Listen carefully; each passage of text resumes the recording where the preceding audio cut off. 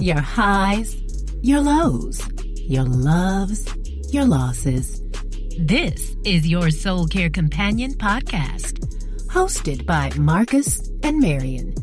Your Soul Care Companion podcast, the place where faith, passion, and determination create the greatest stories ever told.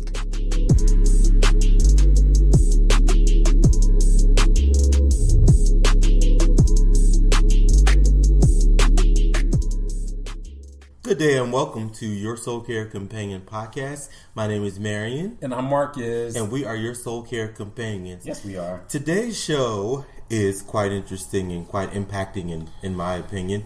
We have as a guest today, one of my closest and dearest friends, Marcellus. And he is going to tell us the story of his life. And in my opinion, before we even get into the details of it, you have a lot of people who have this story or who have the narrative. I don't look like what I've been through, or I don't look like where I've come from. And, people say that. And in my opinion, sometimes it's said quite lightly or based off of standards of Americanized, what to the lowest of the low looks like. But we have really, or rarely rather, heard it from a global perspective. And I'm hoping that today we will get that. So Marcellus, tell us about yourself, more specifically, circumstances of your life at the time of birth. Okay, well, at the time of birth, I was born in the 80s, latter part of the 80s, 87, 88, sometimes 89. But no, my mom, I was born in Angeles City in the Philippines. And I was born to my mother at the time. Her name was Madeline. She was Filipino, and my dad is full black. And she had me when she was 40, and she at the time was working as a prostitute to make extra money. She already had 6 kids already before she had me. And I was number 7, which is a complete, apparent juxtaposition in the life I have now, where I have, one sister. Yeah. And biologically, I have 6. And I don't know any of them. But about 4 months ago, maybe about 4 or 5 months ago, I actually got a chance to read through and kind of peruse through, all the different legal documents about me being adopted and how that process worked in the Philippines. But she wasn't able to take care of me. She had me and she never brought me home. She left me with some carekeepers for the first 5 months of my life. And then that's basically how that worked out. And so my adopted mother was, which I don't feel, it feels strange calling her adopted mother. Mm-hmm. My mother, she was in the military with my sister at the time, and she was stationed at Clark Air Force Base in the Philippines. And she was not necessarily looking for a child, but she had heard God tell her, hey, be fruitful and multiply. And she was like, what does that even mean? I'm not even married. I don't have any, I don't have a husband. I have one daughter. And my sister, she's 10 years older than I am, so she was 10 at the time. She was, telling her that, hey, I wish I had a little brother or a little sister. But I think more specifically, she wanted a little brother. So I don't know if y'all are familiar, but in foreign third world countries, it's very easy to obtain professional help, like maids, yard people, yard boys, stuff like that. So my mother had 2 house girls and 1 house boy, and that was just normal over there. And so one of them said, hey, I have a lady who's willing to, I don't want to say sell, because that sounds inhumane, but she was looking to have someone adopt her son that she was not able to take care of. So this housemaid had brought several kids to my mom, and she was like, no, I'm not thinking about doing this. I think this is too much of a leap of faith. And so my mom always tells me the story of there was this little girl that she that she brought to her, and she was just, a beautiful little girl, but she was like, no, that she just knew in her spirit that was not the child for her if she was to go through with this process. And then they brought me to her, and my mom said instantly I just like gravitated to her and just, not ran to her, but clung to her in a sense. And so, but she was like, you weren't the best looking baby. So, because I was malnourished, I was, used as a, cigarette ashtray in a sense. And I just wasn't well taken care of. And so I was very thin. I was 5 months at that point. And my mom was like, she had to step out on faith, and that's what she did. She was like, God told her this was, her son, and she went for it. And so that's kind of how that started, or how it all began. I always knew that story before I actually got a chance to read the actual legal paperwork from, about 4 months ago. Jamel knows that my mom keeps a very disorganized house.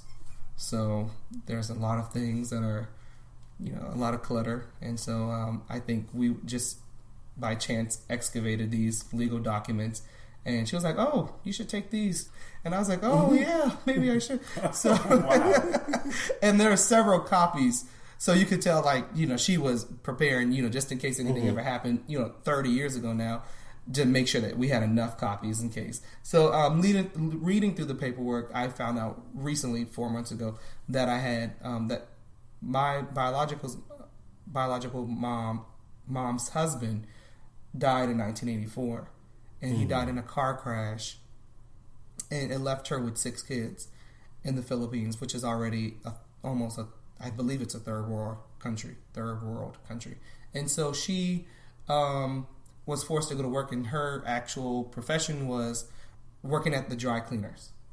And for a side job, the legal terms that they put in the paperwork was that, she was prostituting at the time to kind of make side money, but she had ended up getting pregnant. And I believe my dad was probably in the military, because that's kind of what happened. A lot of Americans go to those, countries like South Asia, Thailand, and things like that, and they, pay money and, and move forward with that. But it was kind of an accident in her mind, and she couldn't take me home.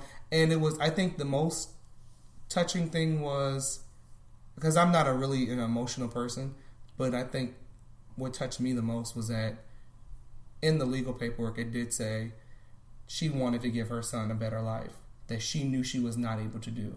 So what a sacrifice. That's how I look at it. Mm-hmm. Wow. That's amazing. And for you to speak about it so optimistic, it means a lot. You said was. Do you know if your mom is still alive? No. No, when I saw the paperwork, I tried to see if I could put her name into Facebook and see what would come up. I didn't think much would come up, just because I knew the circumstances that she was living in 30 years ago. It's a very good chance that things could have changed.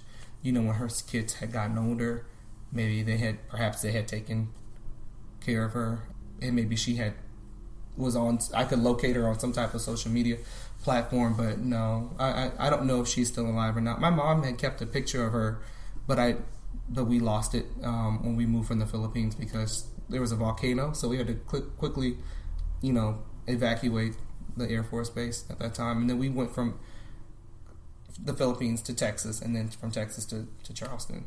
I don't know. I often wonder, is she still alive? Is she still out there? Is she, how many, maybe are there any other kids too? I don't know. I think there's probably only 6 brothers and sisters, but yeah. Don't know the answer to that.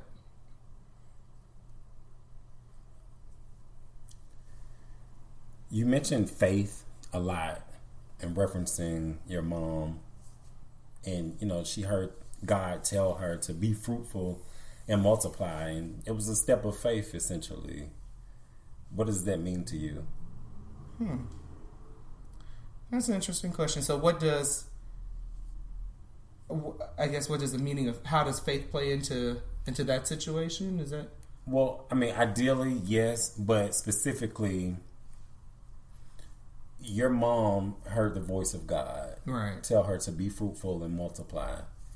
And she met this baby that developed a likeness towards her. And it's you. And, you know, in obeying the voice of God, she stepped out on faith and adopted you. Yeah, that's what I thought you meant. Yeah. I think for me is she railed against what most people would have thought a conventional family should look like. And only her and God had that conversation. And she knew that this was what God's will for her life was, without consulting any outside mediums such as a family member, a parent, a grandparent. Because I think so many times in life, friends are fine, family, you know, that's fine too. But I think sometimes our ears can become inundated with so many different opinions, and in their zeal to opine what they think, you know, is best, they can really throw you off from what's God's will for you and how He has set up His own vision for you. And I think that was just the ultimate example of just leaning into what God's vision for you was. And that was what she did. And so she leaned straight into that. You preaching man, God. Yeah, that's really good. And I mean that's how I think. And so even with, you know, recent things that have happened in my life, transitions that have happened for me, new job opportunities that have happened, job opportunities that did not happen, I think that has really taught me that, you know, you have to lean into what it is that God has for us, and it doesn't always jive with our own agendas.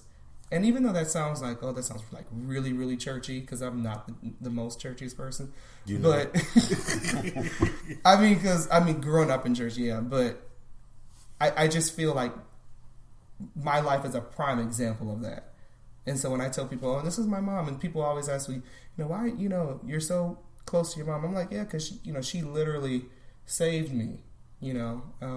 And I think this is the first time like I've been able to really talk about it without getting emotional, because I don't get emotional about a lot of stuff, but this stuff I get emotional about. And Jamel knows. I just started talking about this maybe about 2 years ago.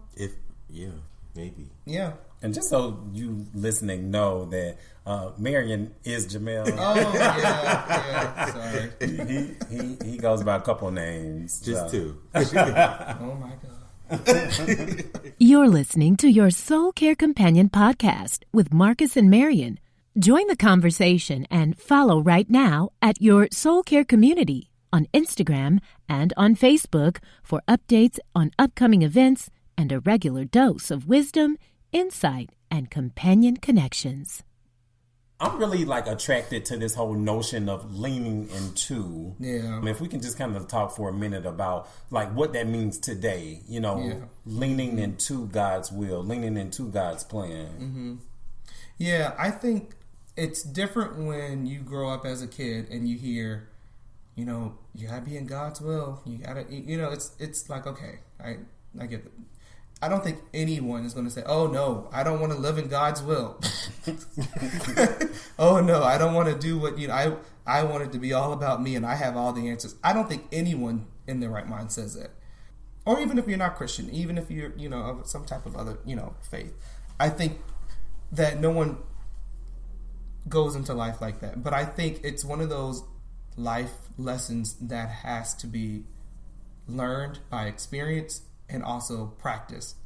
So like I remember when I was interviewing for a job, and I was so anxious to get myself out of a past job that I was in.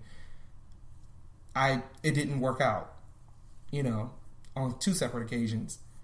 And I never was sad about it because I was like, oh, you know, what I'm going to do is I'm going to just be still. And this was not